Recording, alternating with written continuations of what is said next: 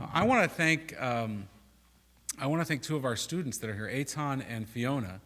We're in the midst, if you follow baseball, this is the time of year that Joe DiMaggio had his 56-game hitting streak. And between the two of you, I think we're close to like 56 Shabbatot in a row that you have been showing up at services. So I just really want to thank you. Their bar and bat mitzvahs are coming up, and we ask all of our students to come and attend services, and you guys have been here almost every night, so thank you for that. Chase, you're here too, but kind of off the hook. So. This week's Torah portion is Parshat Bechukota, and it continues the quest for holiness through God's law, which is the hallmark of the book of Leviticus, which is actually concluded tomorrow morning when Chase reads from Torah. We end the book of Leviticus with this Torah portion. And as we come to the end of the book, we actually recite words of blessing which are not in Torah, but are supposed to be inscribed in our hearts. We say, Chazak, Chazak, V'nit Chazek. May you go from strength to strength, and may you be strengthened. This is a traditional declaration that marks the ending of the reading of one book and the beginning of the reading of another book, in this case Leviticus, transitioning into Numbers. And traditionally, this blessing was actually offered onto the Baal Koreh, the one who read Torah in the synagogue, that they should get a little bit of a way to go and given strength as they go forward to their next book of reading. But nowadays it's evolved, and it marks our transition as we shift from the strength that we derive from the reading of one book to the desired strength that we will get from reading of the next book. It's a beautiful Jewish blessing. It echoes the words that Moses gives to Joshua as he transitions the mantle of leadership from himself to Joshua, who settles the land, where in Torah Moses says, Hazak ve'ematz, you should have strength and courage as you embark upon this new role. But it is often not that way. In fact, quite often we don't go from strength to strength, but rather from strength to weakness, from feeling on the top of the world to being brought low into the bottom of the pit. Far from strength and courage, it is often fear and disillusionment that crowd out our hopes and our dreams. Strength and courage seem to be so much more preferred, I think, over the alternative. But are they really that much better? When does truth grow and learning occur? Not when we succeed, but of course we know this, though we often forget it. When we fail, when we overcome fear, when we confront disappointment. Rabbi Abraham Joshua Heschel, a great theologian of the 20th century, wrote, "The most valuable insights into the human situation have been gained not through introspection or scrutiny, but rather through the surprise and shock of dramatic failure." Indeed, he wrote, "It is usually in the wake of frustration, in moments of crisis and disillusionment, and rarely out of astonishment at achievements, that radical self-awareness comes to pass." Author and theologian David W. Jones reminds us of this in his poem entitled Sometimes. Sometimes doubt is the opposite of faith, but sometimes doubt can be a pathway to faith. Sometimes weakness is the opposite of strength, but sometimes weakness can be a pathway to strength. Sometimes addiction is the opposite of sobriety, but sometimes addiction can be a pathway to sobriety. Sometimes infidelity is the opposite of fidelity, but sometimes infidelity can be a pathway to fidelity. Sometimes failure is the opposite of success, but sometimes failure can be a pathway to success. Sometimes. All that separates the book of Leviticus from the book of Numbers in the Torah, when we read it tomorrow, when Chase reads it tomorrow, are 3 blank lines in the scroll. 3 lines that the Sofer, the scribe, just skipped. There's no big column heading. There's no, band playing or giant billboard that says you're moving on to the next exit in the Torah. Just 3 blank lines. But they might as well be the Sea of Reeds, the Red Sea. They might as well be as far from the earth to the moon, or from wherever you are right now to where you would like to be then. We are constantly standing on shores, trying to get and figure out how to get and cross over to the other side. And so we chant, Chazak, Chazak, V'nit Chazek. Not because we have strength and courage, but because in that moment we don't have strength and courage. We have fear and uncertainty. When the story ends, when the string is played out, we have lost our mooring. We are without direction. Now, maybe sometimes we are fortunate enough to easily jump from one thing to the next. But more often we are insecure, uncertain, uncomfortable with the unknown. Embrace the discomfort. Embrace the uncertainty. Even embrace the fear. Because from it comes the most miraculous thing. From fear comes curiosity. In Hebrew, the word is sakranut. Its root means to question or to investigate, to find out. The most successful remedy for fear has been throughout time curiosity, wrote Cambridge historian Theodore Zeldin. It is only boundless curiosity that can be effective against fear. Zeldin taught that one of the science's most important discoveries about fear is that its physical manifestations, its physical symptoms in terms of the chemicals produced in the body to defend the body, differ only by degree from those produced by curiosity.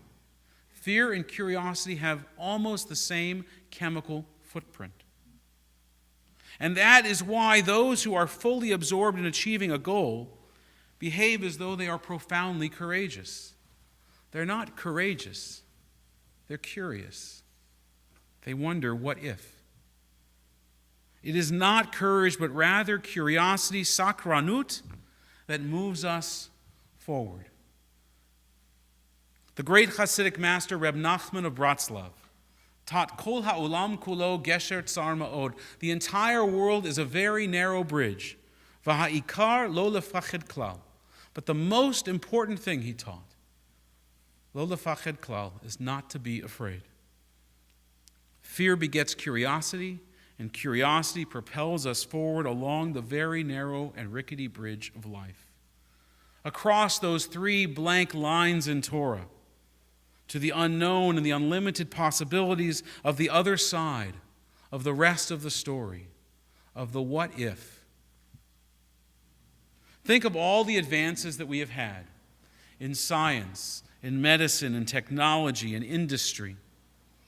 Many of them have their impetus in fear, but their product is the result of curiosity, of asking the question, what if?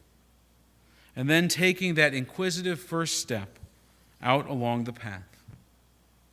When Reb Nachman made his observation about the world being a gesher tsar ma'od, a very narrow bridge, he himself had just endured a fearful and harrowing experience. People don't know a lot about Reb Nachman. They just know the songs. And if you go to Tzfat, you can get the yarmulke, Nanana Nachman. But there's more to this man. It's really a fascinating story. More than anything else in his life, Nachman wanted to travel to the land of Israel. A journey that in the Middle Age in which he lived was fraught with peril and hardship. But it was an essential core value of Nachman's life. It was that journey he had to make, that curiosity he had to quench. It was his task to ever do battle with the physical and the mental barriers that oppressed and enslaved his soul. To overcome fear with curiosity so that it might foster in him courage and hope. To answer the what if. Thus, at great personal risk, Nachman actually makes the journey to Israel. It was a harrowing trip. It cost him his entire life's fortune. He was held hostage. His boat was nearly swamped, not once, but twice. And yet upon his arrival in the land of Israel, He never had a problem with his talit like I do. Upon his arrival in the land of Israel, Reb Nachman said the following to his students. I believe, and indeed I know well, of all the moments, thoughts, and deeds that one undertakes in order to perform some holy and necessary act, not a single one, he said, is ever wasted. Not one thing that we do, if it's in the pursuit of curiosity, is ever wasted. For after all the obstacles have been broken through and the act has been completed, all of those internal struggles that take place or that took place while one was still weighing the act, the things we struggle with while we're not sure if we should do this or not, but then we do it, all of those are elevated to the highest state of holiness. Nachman continued, everything is recorded in heaven above for good, including every move one had to make along the way to get there. And then he ends with a blessing. Blessed are those who manage to overcome all the obstacles and to complete some good deeds. Nachman teaches through his own example that the product of curiosity is not only the conquering of fear, but the perspective of renewed hope which comes when we free ourselves from those things that so constrict and constrain our very essence, our very being, when they stop us from even thinking, what if? And we think, not ever. When we confront and subdue our fears, we give ourselves the freedom and the ability to dream again, that anything becomes possible. The whole world may indeed be a gesher tzar ma'od, a very narrow bridge.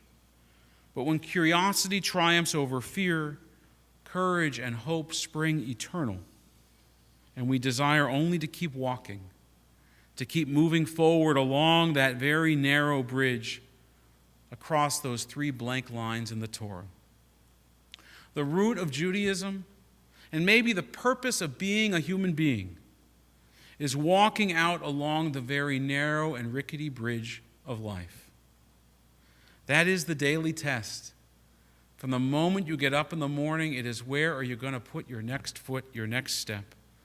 It is our struggle, the very essence of our existence, so that we don't live our lives in fear, but are guided by an unceasing curiosity to know and to experience, to find out the answer to what if, to be emboldened and empowered by a deeply rooted courage that moves us forward along the narrow bridge of life, to stand upon the other side of our fear and to allow ourselves to dream and to hope unfettered as a free person, to recite every morning as we do in our morning blessings in Nisim B'chol Yom, the miracles of every day.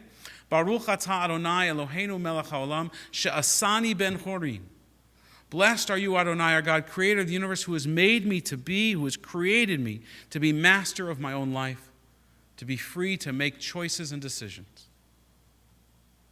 Hineni, here I am, of meager strength and confronted and surrounded by fear of the unknown.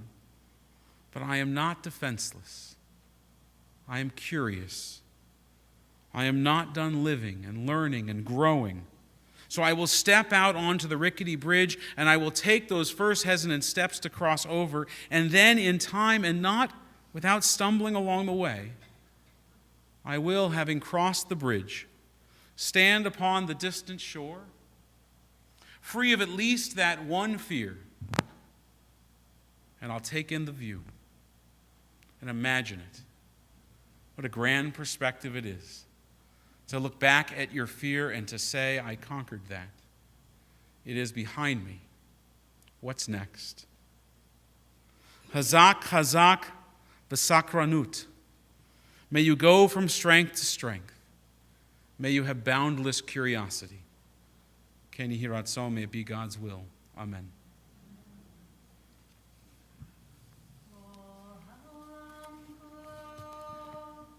Gesher tzar me'ud, Gesher tzar me'ud, Gesher tzar me'ud, Kol ha'olam kulo, Gesher tzar me'ud, Gesher tzar me'ud. העיקר והעיקר לא לפחד, לא לפחד כלל, והעיקר לא לפחד כלל. The whole entire world is a very narrow bridge, a very narrow bridge, a very narrow bridge. The whole world is a very narrow bridge, a very narrow bridge. But the main thing to recall is to have no fear at all. But the main thing to recall is to have no fear at all. Thank you. We turn to page 570. We are in the midst of the Omer.